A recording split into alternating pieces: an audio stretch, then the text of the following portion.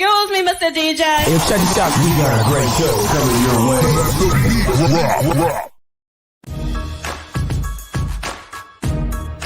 From the ECSI Sports Studios, it's the Midday Market Report with Jeff Dawson.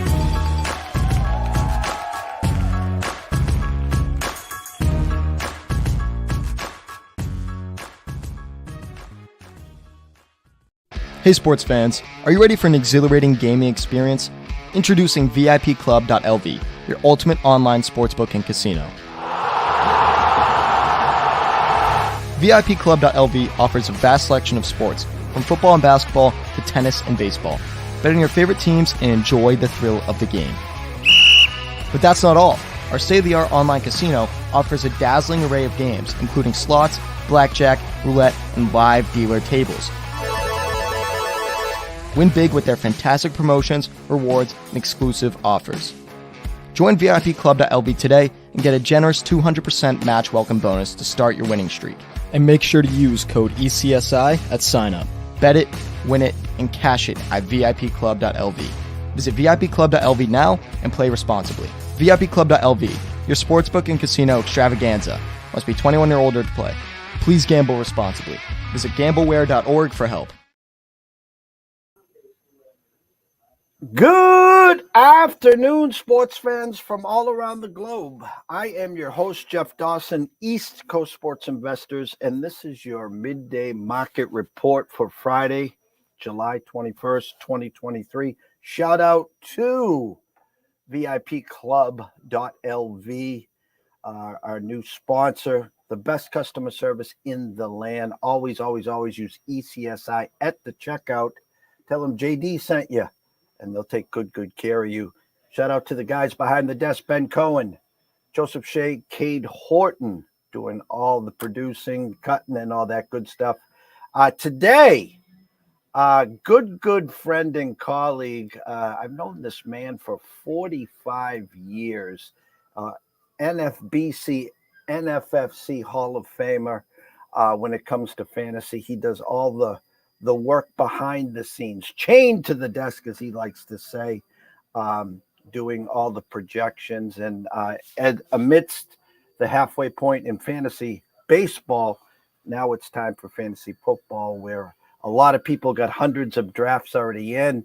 This gentleman here's got his projections out. He's got his cheat sheets, dabbling in Underdog, DraftKings. Our goal here is to give out as much information as possible for the next couple weeks leading up to Labor Day. And then, God willing, and hopefully Mr. Childs will be here on Fridays every week to give us his Millie Maker or his $1 million swing at DraftKings. Without further ado, let's bring him in, the one and only Mr. Shawn Childs. Mr. Dawson, how are you today? I'm doing great. How are you, Shawn? Welcome. Yeah, I'm getting there. I got through all the projections and the 32 outlooks for all the teams, and now let's figure out who we like and who we're going to go to the dance with, and that's the tricky part, because right now you could like some players, and 5 or 6 weeks when the big money's on the line in the high-end leagues, they start stealing your players, moving them up, and you got a detour. So that's the challenge, but that's the fun of the game as well. For myself, I got 5 drafts, 5 draft champions in the NFFC, small timers, 30 rounds. I've done 5 of these, let's say, in the last 3 weeks. I've already seen some changes. I've drafted from the 1 spot, from the 12 spot, the 11 spot, a couple times from the 6 spot. But just gauging, as you're talking about players being moved, now you're starting to hear some rumblings from camps. D-Hop now in Tennessee. We're still waiting for Dalvin Cook. Leonard Fournette came to New England over the week for a little workout, yada, yada, yada.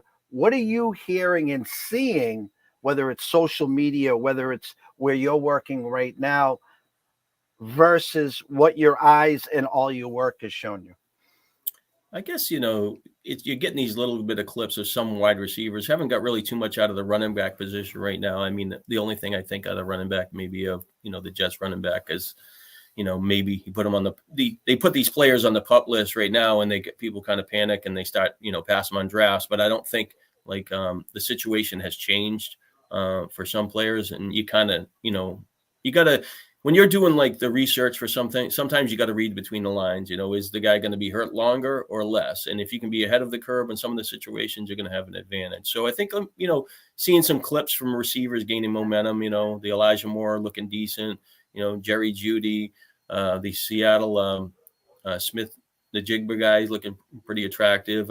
Obviously, Jordan Addison was moving up the draft boards looking attractive, but he only could drive so fast in the NFL, so it's disappointing when something like that happens. And hopefully it's just, personally myself, I can say that I've driven in South Carolina with a Porsche 911 Carrera, 140 mile an hour at dusk with not many cars on the walls. I don't drink. I've never drank. And I've even used that same car before that trip on Cape Cod. And at the top of the hill at exit 8, I was doing 165. So, and I was a young guy, the same as Av, but I didn't have a pocket full of money in a car that might go well over 200 miles an hour. So that's, we just, when you get older, we drive a little slower and be a little more conservative, but, that's part of the game there. But we just saw what happened to Ruggs. So we're kind of disappointed that, that doesn't reflect in somebody's decision making, especially in the NFL world. There's so many drafts that you can do. There's a lot of big time money out there. The DraftKings, the underdogs. For me, because of you, 20 years ago, I was introduced to the NFFC. I'm looking at it right now, 2017, because of your work and your projections, and then our work for the 17 weeks. Staring at a check for $195,100. The online champion beat 2,600 teams, and then the classic back then was about 450 teams or something like that. That check, if I did that this year, would be worth well over 500,000. Someone new, green, that wants to get in, they see all the hype. Where would you lead them to start to get their feet wet? I think the first step is understanding the games that you're playing, and each format in the high stakes market has a different draft flow and a different group of players that have a different opinion about the player pool. And not necessarily that they're all going to be right. But when you see certain draft flows, like in RT Sports this year is like a smaller event, $300 event. I think it's $500,000 for first, kind of really favors running backs. In the wide receivers in the 7th round, you're going to get some pretty good wide receivers that you might in the NFFC and in the 5th round. But in the Fantasy Football World Championship, which is they play 3 wide receivers and they have 2 flex positions that tend to be wide receivers. It's a yellow sticker draft, and people really kind of gravitate wide receivers. So now the running backs tend to slide, the quarterbacks thing. So you really have to get in tune to what's going on. But most importantly, out of all of that, is you have to have a pretty good handle of what you feel about the player pool and where you can find those edges to compete and win in the overall. In your particular season, 2017, I would say that was probably the best handicap. And I've been playing the NFC since 2004, and that was by far the best mental picture or handicapping of the key few players that we had. And that year, drafted a really good player in the 1st round, Gurley in the 2nd round, DeAndre Hopkins in the 3rd round. I don't even know who we had quarterback, but another important piece was having Kamara in the 9th round. He might have went up a little bit. We had Kamara on all those teams. And the other thing that I identified was, to throw Dion Lewis on the team. In your particular case, Dion Lewis maybe scored 10 or 12 points a couple times during the year. You carried him on your roster. Didn't help much. But week 16, when the money was on the line, the guy scored 30-something points, and he was an automatic play because every other New England running back was out.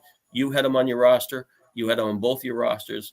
Kimra, who I'm tied to, Kimra Slicer, in the NFFC, when she did the primetime that same year you had success, she was going to win that event too, and she had Michael Crabtree on Monday night do nothing. So that format could have won 3 events in the NFFC that year.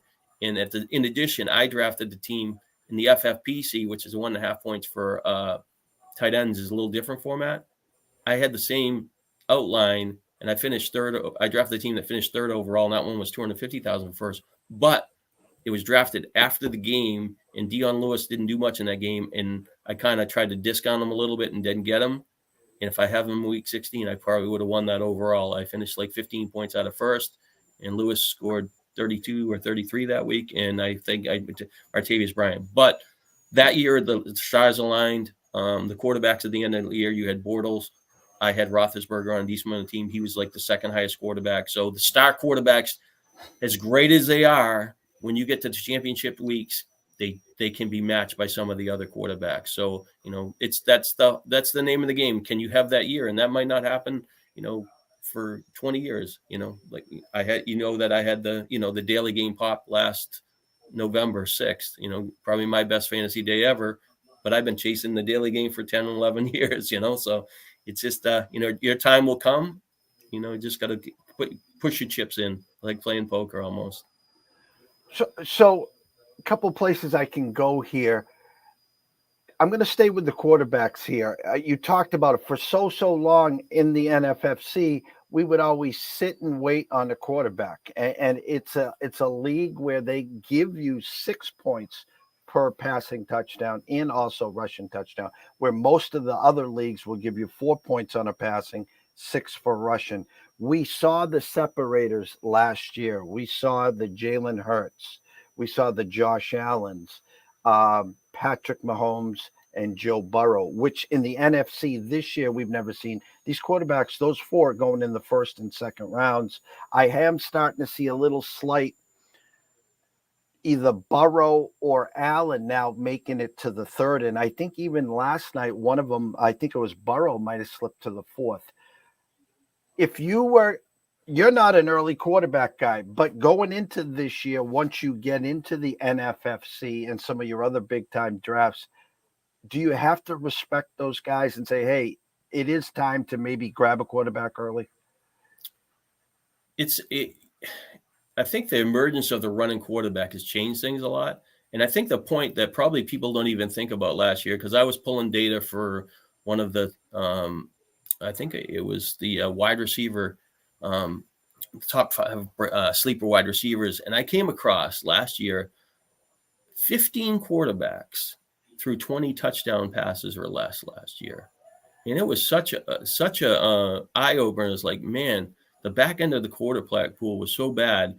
And even if you had some other players that were in that mid-range and you alternated guys back and forth, it magnified how much of an edge those top 4 guys are. I even pulled all the data, in these kind of for best ball events of playing 2 quarterbacks and 3 quarterbacks. But that I've said this in the past. Fantasy football setting your lineup is drafting to eliminate decisions. And by having a stud quarterback, you do not have, you're going to wheel out Patrick Mahomes every week. You're going to wheel out Josh Allen. You're going to wheel out Joe Burrow. You're going to wheel out, Hurts.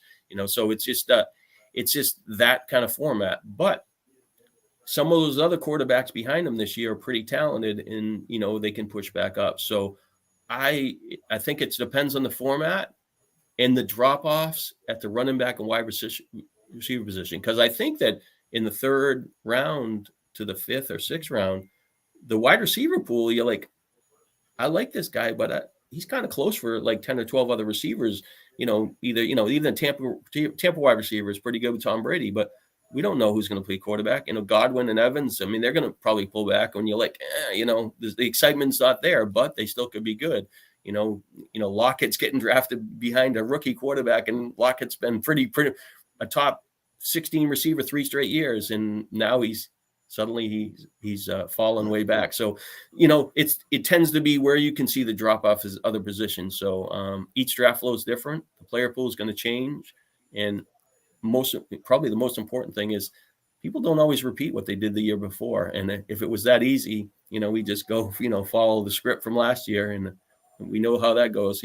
My baseball team struggled. I think 5 of the top pitchers in ERA really bombed this year, and fortunately, I have one of them that gets kind of crushed my baseball season on a lot of teams. But so I'll go to that second tier off the top of my head. You talked about running quarterbacks, a running quarterback that got paid, that's pretty happy, that also added OBJ, that also added Zay Flowers, another year with Andrews Lively, a healthy backfield of J.K. Dobbins and the Gus Bus Edwards, and that's Lamar Jackson. And then you have the Justin Herberts. You had the great last 6 weeks of Trevor Lawrence, if you got out of those first four, are you trying to sit back in the weeds for a Lamar, for a Herbert, for a Lawrence, or the guy that they're thinking is the next Jalen Hurts is Justin Fields? Well, I mean, Fields just told you he was passing for 4,000 yards this year, right? Didn't he say that? He did say that. I mean, his receiving core is a lot more impressive than it was last year. It's better, and he's going to have growth.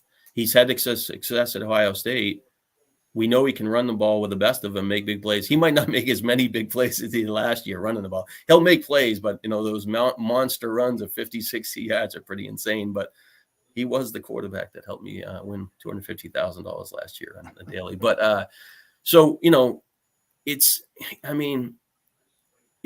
the running quarterback like him is in Lamar. I mean, they just can have those impressive games at times. And some of those other quarterbacks that, I'm just going to use Jared Goff, and I know he goes a lot later, but he doesn't run. So if the team Detroit can run the ball well, he's going to have a lot of quiet games, and game score is going to dictate how well he is. And, where Fields, he's going to run it.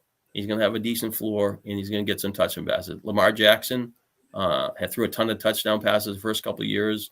Inventory change. I mean, I have it right now that I haven't projected. The team projected for about, 3,800 yards, and I have Lamar playing 90% of the time. So I have him missing at least one game and, giving up some when they have the big lead. But he has the receiving core, if everybody stays healthy, to push to 4,000 yards. And he does have the running. It's just, can he stay healthy? Can Bateman do what he was supposed to? They throw to the tight ends a ton, and Beckham and Flowers are going to improve the depth of the team, at least to move the chains. I don't expect Beckham to be what he was before, and I don't even expect him. What do I have Beckham? I think it's only like 40 catches, and you think, well, that's kind of low for Beckham. Well, I was looking at the props for a bet. I think his over-under for catches is about 40, so I didn't look at it before. So, I'm coming to the same conclusions just based on them. They might only throw the ball 30 times. The average in the league might be 35, and so those are the kind of things you have to intake. But Lamar, it's going to be a fun division this year. I mean, the only one that's Pittsburgh's the kind of the wild card because they're kind of starting at the bottom again and got to rebuild at quarterback, and you don't know if their offensive line is. But Baltimore's been a winning team with Lamar. Cincinnati's a pretty good team. In Cleveland with Deshaun Watson is going to be a lot more competitive, and they run the ball well. Their defense has some decent players, but I think it's going to be a fun watch. It's kind of been that kind of grinding division in the past. A lot of teams would run the ball and not be exciting. I know Roethlisberger would throw the ball well over 600 times, but it'll be interesting to see. But in your answer, Lamar, Herbert definitely going to get better. Lawrence gets Ridley. He should be improved. They definitely can close the gap. And I'll switch to this thing that's pretty interesting. Just a quick reference, because I referenced that too. I won't bring it up on the screen, but I have to bring up the last year, the NFL had 750 passing touchdowns, right? The year before, there was 840. So last year, you got 17 games. 840 the year before. The year before, there was 871 in 16 games. So there's an extra game. So it seems like it should be 850. So I have my projections, the quarterback's throwing 868 touchdown passing. Like, well, that's 118 more than last year. Well, I'm like, well, it kind of falls in the range of the past couple of years. And I think some teams have been improved, and I think they'll do better. So that's kind of a baseline when you're looking at projections. And, will this be the year that all the quarterbacks, at the back end push closer to the top quarterbacks? From there, the guy that I asked you to shout out to Sean Alvarez, Mr. Smooth. Yes, Shawn Childs spells it S-H-A-W-N. He was being comical, said I spelt your name wrong, S-C-A-N. And shout out to our good friend, Mr. Connor McLaren, fired up for a new show on the slate. Nice to meet Shawn. Connor's on all our shows, so welcome back, Mr. Connor. Shawn, hopefully Delmar does you well as well this weekend. Keep us updated on any big scores and wins there. The next quarterback you talked about, I've been on a lot of shows already that says hands down that AFC North is the most competitive division top to bottom. As you said, the Ravens, the Bengals, the new and improved Cleveland Browns, and then Pittsburgh. Again, Pickett, is he going to make that next step? We know George Pickens, great wide receiver. Will he make that next step? Deontay Johnson, 149 looks last year. Frymouth, dual backfield, kind of sort of Najee Harris with Jalen Warren. But I want to get to Watson. Amari Cooper, they add Elijah Moore. They got Njoku at tight end. Nick Chubb, no Kareem Hunt this year. Peoples-Jones at the wide receiver. I asked you earlier this week to sell me on Watson. I've been doing a lot more homework. Listen, I was a big fan of Clemson. I was a big fan of him at Houston for a while with D-Hop. Had a little piece of him last year. Didn't like what I saw, but now the dust is settled. The massage thing is behind him. New weapons, new and improved. And the buzz is, Shawn, that the Browns could be a force as well in this division. Give me the Watson report. Give me the Browns report. Well, Watson, when he's at his best with Houston, I mean, his completion rate, 68, 67, 70%. Pretty impressive. He was a guy that was, and he didn't even really throw a ton of balls to the running back position, but he would make big plays with Fuller downfield. Hopkins was a great receiver, great hands, catch a lot of balls, close to the line of scrimmage and downfield. And, he's had 33 touchdowns, 4,800 yards in 2020. But if you look back at their team, they didn't have good third or fourth receivers. Their tight ends weren't that great, but they did piecemeal the tight end position together. And, they were productive as a group. So anyways, him going to Cleveland, you like their lead receiver. Their Amari Cooper's a great receiver. Their Elijah Moore has plenty of talent, has upside. They added Tillman, and the other receiver is, I'm drawing a blank here, is Peoples-Jones. So Peoples-Jones is a guy that emerged last year, and I even have more moving to wide receiver 2 on that team. So overall, the core is good. The tight end is good. Chubb runs the ball great. They're going to move the ball. Watson's going to be a lot better, and he's going to chip in on the ground. So that team's going to score. And if their defense isn't up to par of being as some of the other better teams in the NFL, and they have a good pass rusher and a couple of guys in the secondary, but there could be higher scoring games, which is good, right? So I consider Elijah Moore filling like the Will Fuller role, but adding a few more catches. And I think that, Amari Cooper will be interesting because he's never been a guy when the money's on the line for the fantasy leagues to perform in 15 to 17 or 14 to 16, and that's key to the success for him. So I'm intrigued by Watson because he goes in that soft spot. People won't fight with him. I think I have him 7th after my last update. Nothing too crazy for projections, but but they're all in the tight range. And a lot of these projections, they're within a touchdown or 2 or 10 or 15 fantasy points. And it's not that much difference, but at the end of the year, some of these players are going to have 50, 75 point difference in fantasy points. And, if you hit on the right quarterback and your other players, you're going to have a pretty special year. I remember back in the Dallas days, we have Brady Tinker, obviously a good friend to both of us, on a lot here. And, Amari would have the number 2 wide receiver out for 2 to 3 weeks. And we were expecting big days, nowhere to be found.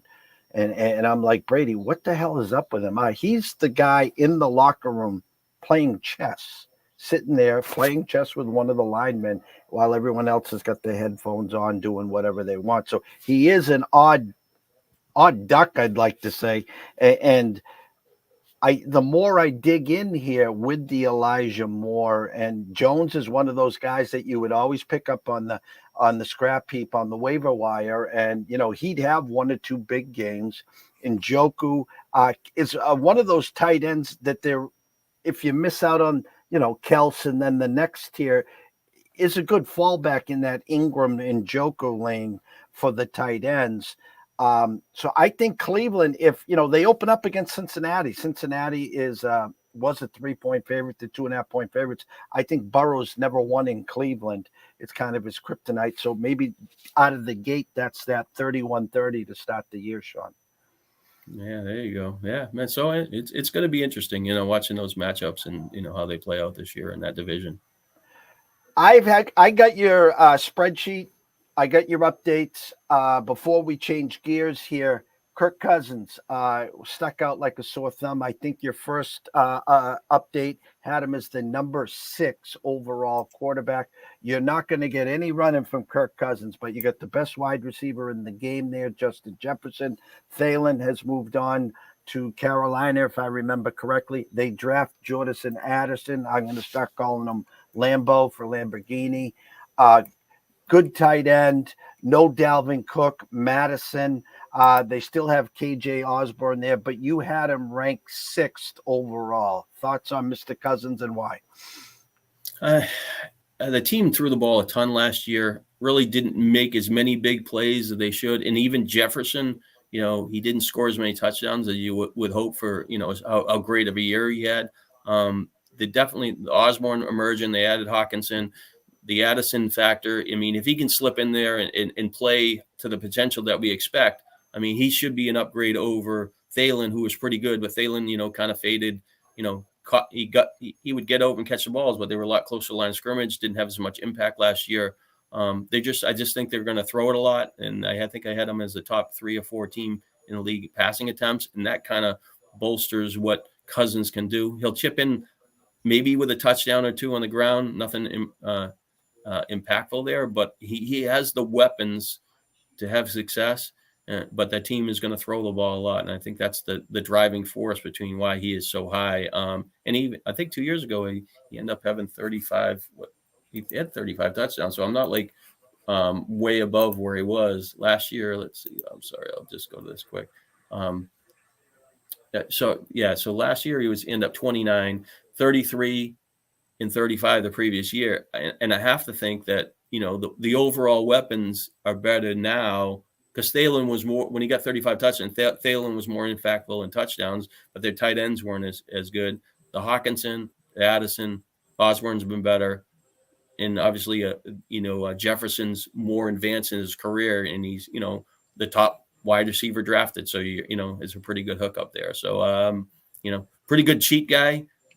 Be a great QB2 if they give him to you. That's what I've been hoping, definitely hoping there. All right, I'm going to fall into the no man's land. We haven't drafted a quarterback yet. Unlike us, though, we do know Cousins if we get stuck in that no man's land. But I'm going to rail off some quarterbacks here off the top of my brain here. Dak, who kind of sticks out a little because you got CD Lamb, of course. No Schultz. He moved on to the Texans. But it's Dak, Rodgers, Geno Smith, Russell Wilson. Talk about that group. Of all of them, I think Geno Smith has the best weapons. I mean, is it fact or fiction what he did last year?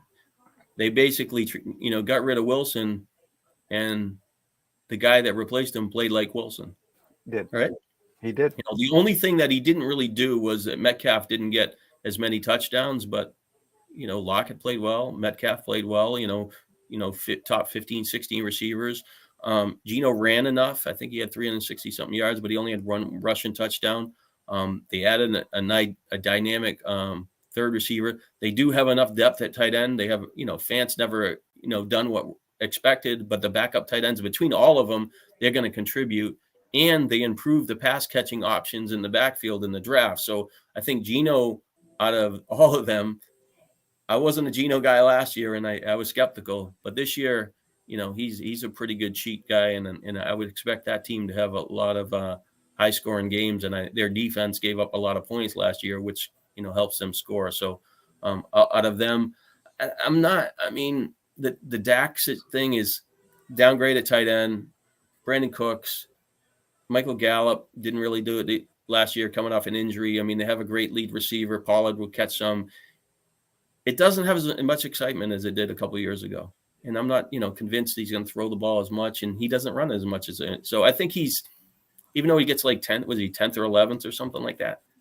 I probably wouldn't take him there. He'd have to slide behind somebody. Russell Wilson's got Sean Payton, a wide receiver that looks like he's going to merge. His other receivers behind him, Sutton's good, and they added Mims and Tim Patrick, but it doesn't blow me away. So I think Wilson will be better. But the package there, he definitely is, he can't be as bad as he was last year, and they will probably throw the ball a lot more. Peyton threw a ton of balls to the running back position, and hopefully Wilson I think he had 96 completions to the running back last year. So hopefully he can push that a little bit higher, which helps him move the chains, adds more completions to his receiver, and hopefully adds more touchdowns. So before the last 2 years, I think Wilson averaged 35 passing touchdowns a year. That's a great number. Does he have the receiving core to support that this year? I'm not sure about that. And the other receiver, who was the other quarterback in that range? Rodgers. Yeah, so Rodgers going to the Jets. Probably the most important thing for Rodgers going to Jets, most of the time that when Rodgers played for Green Bay, his pass attempts fell in around the league average, so say 35 a game. I think he only threw over 600 passes once. The Jets last year threw 603 2 years ago, 603, and I think last year 627. I mean, if he can throw well over 600 times, Rodgers is going to get to another level.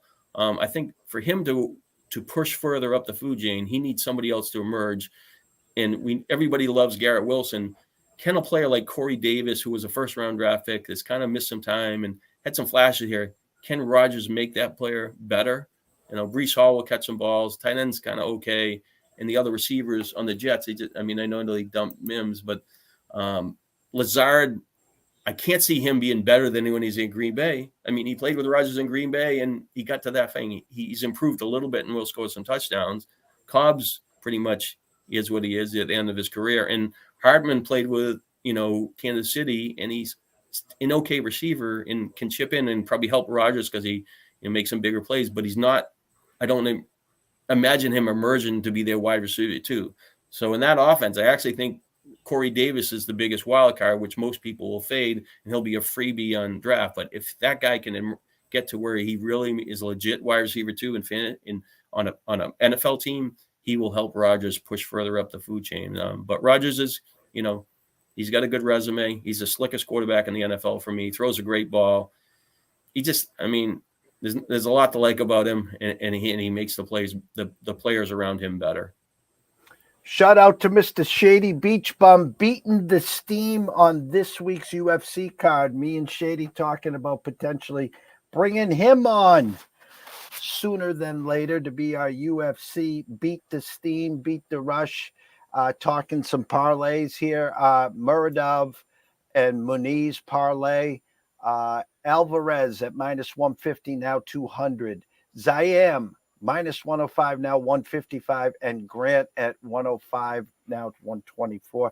Shady, you're moving the numbers. You're going to have to take it easy on those guys.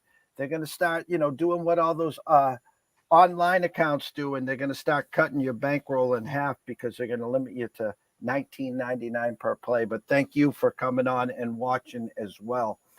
Shawn, it's not as easy and cut and dry for us. Next week is the last full week of July. Then once August turns, we turn the page to August 1st. We're talking Hall of Fame game.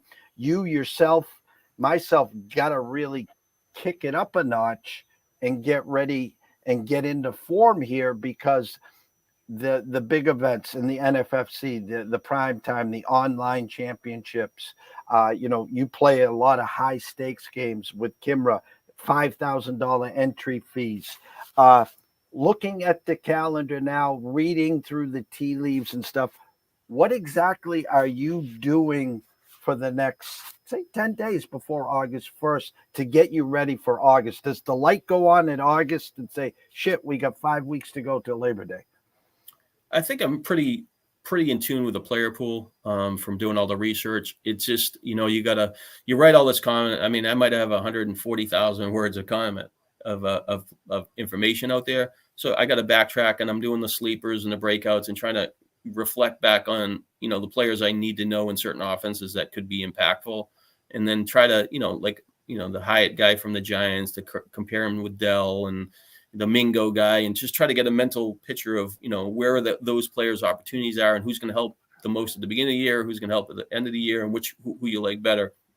So, right now it's kind of going through that stuff, some fades, breakout, sleeper, and stuff like that over the next week. And then next week I usually do a series where I didn't think I did it last year for Sports Illustrated, but what is the most, what do you need to be a quarterback one advantage? What do you need for wide receiver one? What do you need for wide receiver two? And it really gives you a good mental picture of what you're looking for. And I'll go through that series next week. And at the same time, I'm focusing on drafting, the small little leagues in the best balls, like underdog, to try to chance to win $3 million, the $10 to win $1 million in DraftKings. So I want to get that stuff kind of out of the way and kind of, in the back burner by the first 2 or 3 weeks in August. And then, I know the player pool. Now how am I going to draft the teams with the best lineup possible to compete, rather than the best ball can be a little more of a gimmick game. You got 2 quarterbacks, 3 tight ends, 5, and however you want to structure it.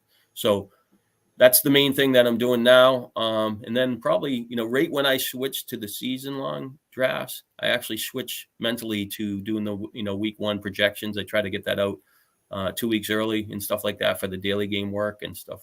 That's the main goal. So just staying on par, reviewing some drafts, different formats to see how they go. And I'll probably write about a couple of those, and just, see where you can see where there's pockets of advantages, or, maybe they're overlooking a player. And at the same time, you got to reflect back of, are you overpricing somebody? Are you dismissing somebody? Even if I wrote somebody, 6 weeks ago that I liked, and maybe I might not like them because there's a change of information, there's an injury or something. So, justify why you like somebody and why you not like somebody. And our goal is, after Labor, coming up to Labor Day, to get everyone caught up on, OTAs, the first couple of weeks of, I was going to say spring training, preseason, obviously, the injuries, maybe who to move up, or maybe, Leonard Fournette finally signs. Dalvin Cook finally signs. There's a bunch of people out there that still haven't signed, waiting for injuries, waiting for money. What we didn't talk about before we wrap this up, and, you blink and we're almost 45 minutes in already. So I don't want to tie you up. The holdouts, the Josh Jacobs of the world, the Saquon Barkleys, some of the benefits of drafting early. You an example a bazillion years ago. 1 second here. I got my computer talking to me as we speak. Winning a league with Randy Moss by 300 plus points, box to wire, because you identified Randy Moss. So give everyone watching and listening, Mr. Shady, Sean Alvarez, Connor McLaren, and everyone else watching and listen, your initial early thought process on the Barkleys of the world, on the Josh Jacobs of the world. And are you worried if you were drafting a high stakes league today? Are you in on Saquon? They're not giving him away. You're probably getting him in that 1-2 turn. Josh Jacobs obviously further down. Dalvin Cook still not signed. How do you explain to everyone your thought process with those 3 players? It kind of falls back what I said a little bit earlier. You kind of have to be ahead of the curve on some of these situations, and your opinions of it. I kind of think Barkley is in a situation where the team's getting better. He's kind of a passionate guy. He doesn't seem like he's hard-headed. He knows the smartest thing is probably to hold out, but how do you, if you give up $10 million, I mean, it's not like you're going to make $20 million next year. I think that Barkley will end up playing. So I am willing to, if he's in the best ball, he almost made it to the 2-3 turn in the draft. So I am taking the approach that Barkley is still going to play. I don't view him as going to suit it. Jacobs in a different situation where he possibly could hold out, and I don't have as great of opinion. The team's not going to be as good, but he's coming off a heavy year of with touches. And before the season even started, even before we started doing it, I kind of had him as he broke out, and I like him as a player, but I didn't see him repeating. So I was already, that guy would have to be discounted further down for me to draft him. So he would be more of a player I was going to fade even before this. So it makes it with him possibly holding out as a player to get off of. So I don't know where he'll settle back, and I don't know where the break point is for where I would draft him. But I'll probably, wait to see what the news shakes on him. As far as Dalvin Cook is, he's got an offer, I think, for the Vikings. I think they said for $7 million. So he can make at least $7 million. And some other teams, his goal is to squeeze some more money out of somebody else and maybe get a couple years. And, these running backs really get taken advantage of, in their second contract. But I sense that he'll probably go back to the Vikings. When you look at the Vikings, Madison, and they get Chandler, I mean, it makes sense for him just to go back there. A pretty good team. He would make the team better, help their chances to make the playoffs. And he doesn't have to learn a system or anything like that. You can drop. And the other thing, if these guys tend to hold out in the summer, I mean, it increases the chance of injuries. I mean, they just tend to, if they're not in the top shape and have all the workouts, they, pull a hammy or some soft tissue issue. So Barkley, I'll shove. I won't, it's sense in the market. Like now he's going to slide 5 or 6 spots. So now if you got Jamar Chase and you got Jefferson, might be able to get Barkley in some drafts if you draft that now. But later, if he's back on the team, he's going to play. He's back at that, like you said, the 1-2 turn, and somebody wants to lead back. I mean, he's a special player. Team looks like he's improving. I don't think we've seen the best of him, but I think he plays. The other two are kind of neutral. And as far as like Kamara is probably a wild card too. I think he moved up a little bit. He settled his case, and I think the Kamara thing originally, I was like, he's probably going to be suspended for like 10 games. Kind of use the reference of Elliott, and it's not the same as the domestic violence, but it's pretty, they got video of him, and it was pretty bad. So then I think I dropped it down to maybe missing 6 games, and I know they may be talking 4. So I don't really know for sure, but I think hopefully in the next 2 or 3 weeks before we get to the big high dollar events, that thing. But where Kamara goes, and he's a pass catcher in a PPR format, 9th, 10th round, I think it's kind of fair to gamble on him, even if he plays a little more than half the season, because you can probably mirror him with another running back. So, those are the sticky running backs. I mean, like you said, where do you stand on all those situations? Last question before we wrap it up here, Shawn. We can't have a debut without talking about 2 potential studs. One early first round in some spots, potential generational. If you didn't watch the kid in Texas, I'm not calling him Earl Campbell. I'm not calling him Ricky Williams, but Bijan Robinson is special, and he goes to the perfect landing spot. A heavy run team, a good offensive line. Kyle Pitts, Drake London. Now, obviously, Ritter at quarterback there, but the potential and the upside is phenomenal. And everyone's binky. And I saw him go in the 4th round yesterday, and you'll be happy with that. Give everyone a taste as well with Jahmyr Gibbs. So as Robinson, I mean, you didn't call him this, you didn't call him that, but you did call him a Hall of Famer, right? Potentially, yeah. But the guy, he's going to be a great runner. We know that, but his movements in the passing game are pretty impressive. He isn't in the right situation where Atlanta's going to throw enough balls to where he can be like a huge impact. I mean, but you have to believe his is going to be 50, even for a team that doesn't throw a ton of balls. So they ran the ball 550 times last year. It only makes sense that they repeat that. The quarterback's going to get 100. The backup running back's going to get 150. I mean, that still leaves 300. So I think my projections was 275 and maybe 50 catches. The touchdowns are going to be more falling on can Atlanta's quarterback finish off drives, and do they not stall in the red zone. But they run the ball well. makes sense that they're going to be pretty good when they get inside the 10-yard line. So I like him a lot.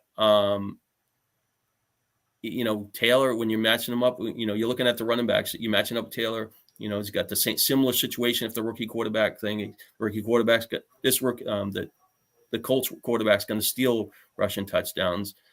Taylor's not going to get a ton of catches. He'll get some. He's a good pass catcher, and he's going to have high volume rushes. So the offense is, I would say Atlanta, I think, is a better offense than the Colts right now. The structure seems to be a little bit better. So those are the, what are the comparisons for Robinson? And I think where he goes, he fits. I think once we see him on the field in the preseason, a game, and he does some explosive things and looks pretty good, the excitement goes a little bit further. But generally, everybody respects him. They like his talent. And I think there's enough opportunity for him to success. As far as Gibbs, he falls into a really good situation. They have Amon-Ra is a, elite pass catcher, got 100 catches or more, really didn't kind of get to where we thought to last year. But behind him, Gibbs looks like he's going to be the second best pass catcher. And he really, when you're probably in your market where you're doing more of the betting thing, and I'll do the prop stuff a little bit, and the line wasn't out, but somebody made he'll beat Swift's 48 catches. Well, my comparison's closer to, he's going to be like the Kamara role, the Saints coaching, the Lions coaching staff is ties to the Saints, where he can catch, 5 passes a game. I think I've been projected for 70 catches, but his over-under might be like 50 out of the gate. So I think he's going to be the second best pass catcher on the team. He's going to get 8 to 10 rushes on early downs, and he's going to get the hot hand in some games. He's really, really explosive. They had last year, I think Detroit had 25 rushing touchdowns. Their running backs were really productive. Goff, he's kind of the back-end quarterback, but he didn't make mistakes last year. He's really going to dump it down to the running back when he gets into trouble. I really like him a lot. He's the guy you kind of push in the third round, and I wouldn't be surprised if he has one of those 2 touchdowns explosive games, people are going to push him into the second round.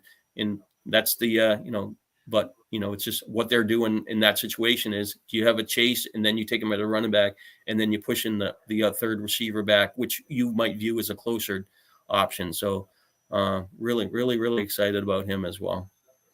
Shout out to Danny Kool-Aid. He says, hope all is well to both of you. He called you, I called us legends. So no, Danny, you're the legend on the lanes, brother. He's the smoothest guy around. Root for the guy. Wanted him to win more NEBA titles. Did call him his last 2 big events. Danny, big fan of Danny. Danny is the smoothest by far.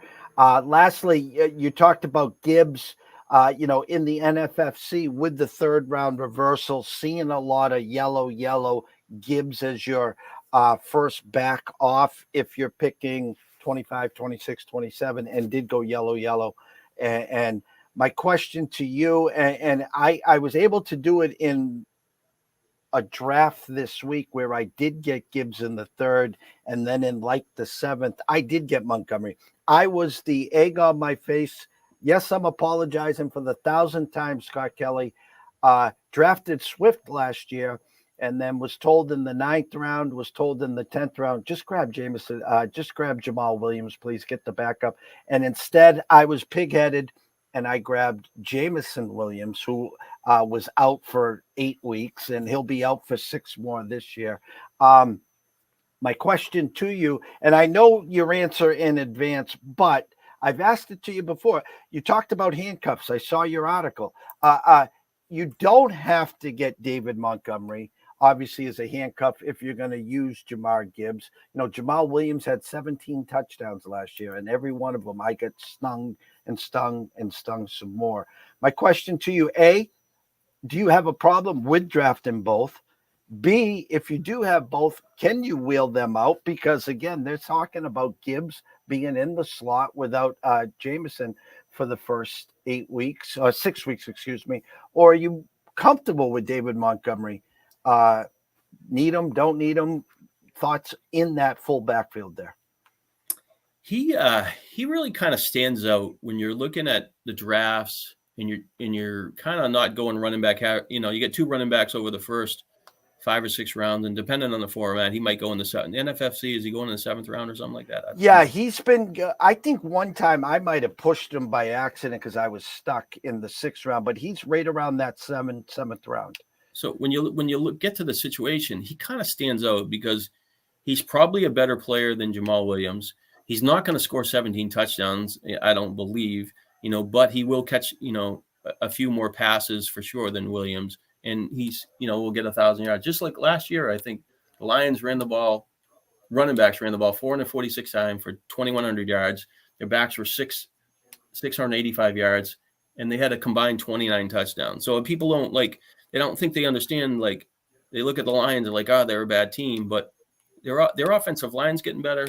Their backs were really productive last year. The year before, they had 110 catches the year before. And that's probably should signal as man, they could really this year push that running back catch total more to 120. Maybe Gibbs, gets to 80, 5 a game, and Montgomery gets 30.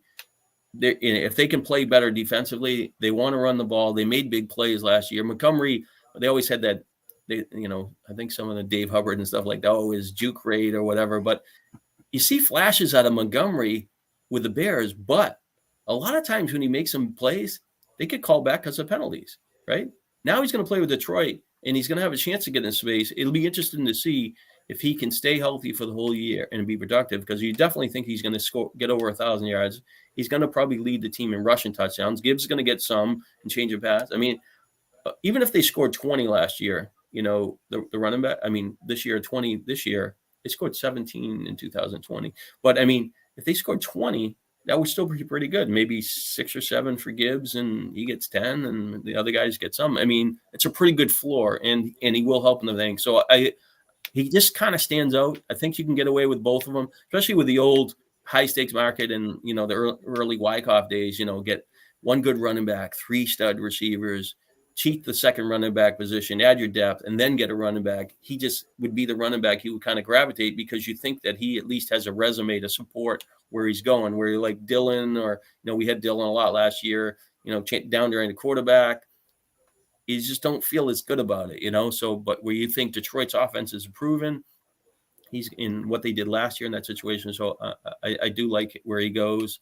I think it's a soft spot for, if you get beat at RB2, where he's definitely capable. And in the NFFC, you do get a free look. They open up in Kansas City on that first game on Thursday night. So you get a free swing on both the Chiefs and the Lions to sit and watch, enjoy the game, count up the points, and then decide on Sunday whether we're going to plug and play them in. An amazing first debut, Mr. Childs. Lots of people watching. Lots of people interested where they can get and find all your work. This is going to be a first of many, people. We're going to do our best to every Friday get you caught up to speed week to week, what's going on in the drafting. And then again, as the season progresses, and try to get Shawn on here every Friday or Thursday, whenever he's available, to talk about the Millie Maker. Maybe we can cash one of those tickets, as in November. He very lightly discussed it. He popped DK for a cool 300 large, and was sitting at the big table with a chance to win $2 million, $1 million, with 100 other was it 100 or 200 contestants? It was 200 people, but we had 2 chances. So he has been doing this forever. If you're not following him, go to Twitter at Shawn_Childs. That's Shawn, SHAWN. Not SEAN, Mr. Alvarez. I apologize there. Catch his work at Full Time Fantasy. Go to his website, www.fantasyanalysis.substack.com. Shawn, closing thoughts. Well, there's a lot of heavy lifting coming up, and hopefully the players that you like and you invest in early in drafts stay healthy, and it's going to be a fun summer. 3 o'clock, I will be at Pop DiBiase at Prime Wave Media. I'm going to do a quick trip to LA for 45 minutes. And then at 4:15, myself and Riley Magnuson will be here for the closing bell to get everyone caught up to speed in this crazy baseball world, maybe sprinkle in a little CFL. The British Open is going on. Sepp Straka -4. Brian Harman -10. Last time I saw Fleetwood next closest at -5. Lot to cover. So for myself, Jeff Dawson at EC Sports Invest, from the one and only Mr. Shawn Childs at Shawn_Childs. We wish everyone a blessed day. Have some fun out there. Thank you all for following. Go follow Shawn. Send him some questions. Go check out his website. Get some of this material. You're going to need it in the next 5 weeks. Trust me. I'm staring at that check, guys. 2017, $195,100. His work, his projections got us to the promised land. See you soon. Enjoy the weekend, guys.